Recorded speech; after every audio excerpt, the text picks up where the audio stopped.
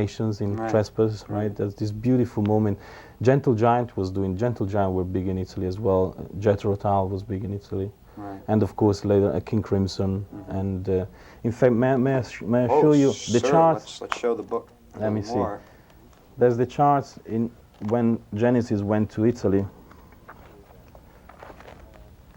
There you go. Can I show you there? You're getting that in there? Here it comes. March 1972. Right. That's Pawn Arts of Van de Graaf's Generator #1, PFM #2, ELP #3, Nursery Crime #4, and then you have King Crimson. And then Yes down there. And Yes is down here. You know. So and there's maybe Mina. Now who is Fabrizio De André? An Italian singer-songwriter. What kind of music was it? Very much the typical singer-songwriter, very quiet. In fact, PFM last year went on tour with him and they recorded a live album. That did very well on the charts. I was very, reading very that well in because Billboard. he's been around for a long time. He writes very, very deep meaning type of songs. And from the charts you can see there, you know, progressive rock was really the top seller. The only rock and roll band that made some impact in Italy was Deep Purple, for the organ sounds. Right, because that was Child a in little Time. Child in Time made it big, and they came to Italy. They had big success, you know. I want to ask you just some really short little opinions, and then I want to get a little more about how you put the book together and the whole shot. What is your favorite early Genesis album? One with Peter Gabriel. Oh, Foxtrot, of course. Foxtrot is your favorite? Yeah. And how about your post-Peter Gabriel album? From, let's say, Trick of the Tail on, of the four, I guess, including the live album? Ooh, the new album, I Duke? think, Duke, Yeah. absolutely. Right. Until then, maybe it was Trick of a Tail was very, very good. You know, it took me quite a while to realize how good it was because I had to make the transitions of seeing a band, of feeling the band without Peter Gabriel. I think Duke holds the same good qualities that It's a Trick of a long Tail. album. Yeah, 55 minutes. Yeah. Which is a shame. We lose a little bit in dynamic. Right. But it has the same good qualities of band feel that Trick of a Tail had. In fact, the band went on rehearsal last October and they hadn't seen each other for 9 months.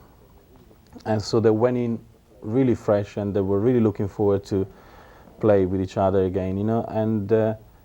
And they wrote, I think 5 of the numbers came out of rehearsals, you know, started jamming, you know, and then go back and develop it, and they developed the songs from there. Right. I want to get in a little bit about Steve Hackett. By reading the book, it would seem that while Peter Gabriel did leave the band, he still seems to remain tied in some ways to the rest of the guys and as He has the friends. same management. Right, but Steve Hackett seems to really just, I mean, his solo albums and things still have an incredible Genesis feel to them, and yet he insists in the book and in any other interviews that I read that his music is very different and that he left the band because he wanted more of his own compositions to be included on the albums. Yet listening to especially Spectral Mornings, it would seem that any one of those compositions would fit in very well, you know, in a Genesis context. Why do you think that, you know, he became so alienated from the band that he really had to sever ties so drastically that he seems to have done? He wanted to have a band, really, of his own. And he wanted to have complete control. Complete control. And if you're in a band with 3 other guys, you can't really do that. Right. And plus, you know, he was getting very restless within the band. You know, I suppose he's doing great things on his own, you know, and I think he did the right thing leaving the band for his own creativity. I wish the band never split up. I wish still Peter Gabriel and Steve Hackett were. I even wish that Anthony Phillips stayed in the band, you know, because his last album, Sides, really tells you, you know, that the guy went full circle, you know, and described it as his own trespass, you know. Right. And but it's very difficult to hold a good partnership, you know. How many business do you know that there are 3 or 4 guys running a business for 10 years in complete harmonies, you know. Right. Plus, you know, Genesis are individuals, you know, they're good writers, you know, and good composers, and they prove that they can do everything themselves. But you know, Tony Banks did a great album, and Rutherford did a good album as well. And yeah, Peter Gabriel and Steve Hackett went on for a very good solo career, and trying to hold 5 strong creative minds together to create in the same pot, to put in the same pot. You know, it's very difficult. Right. Now the 3 that are left, I think, form a beautiful triad. You know, because they complement each other so well that everything seems to work so easy. Yeah. You know, It really and, does.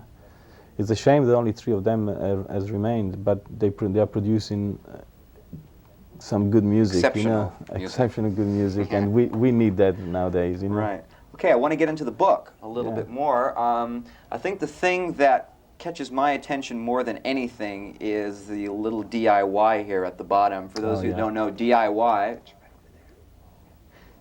is the name of Peter Gabriel's song on his second album. It means do it yourself. You did it yourself. Yes. Didn't you? In fact, I do credit Peter Gabriel song for inspiration on the DIY, because the song says that if you want to keep control, keep it small, do it yourself. You know, Right.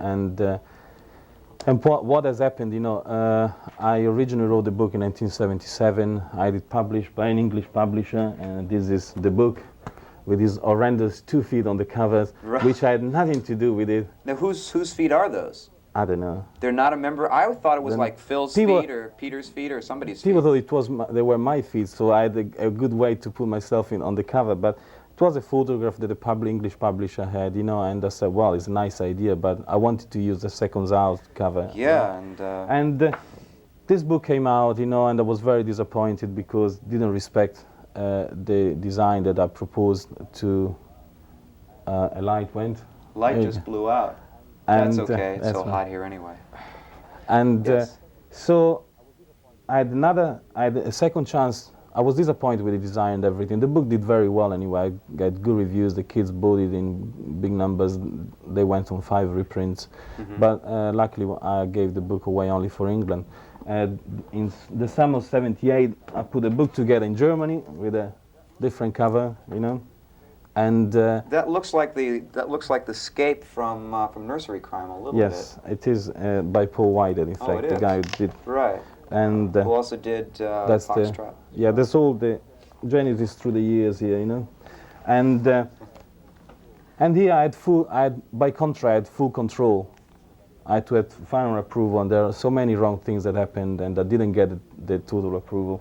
So when I came to do it for America, and I tried to find an American publisher who would let me do the things I wanted to do, I said, this time I want will complete design. control I of want it. to design because I knew that I could design it. You know, I was the only person that could fit each pictures with the writing, because I took all the pictures and I did all the writing.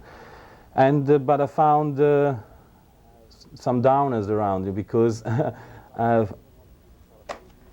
American publisher didn't want to do the color pages. They wanted to use cheap papers, and they wanted to sell the book for little money to make $4.95 something. quick bucks, you know, Right. and so on. And so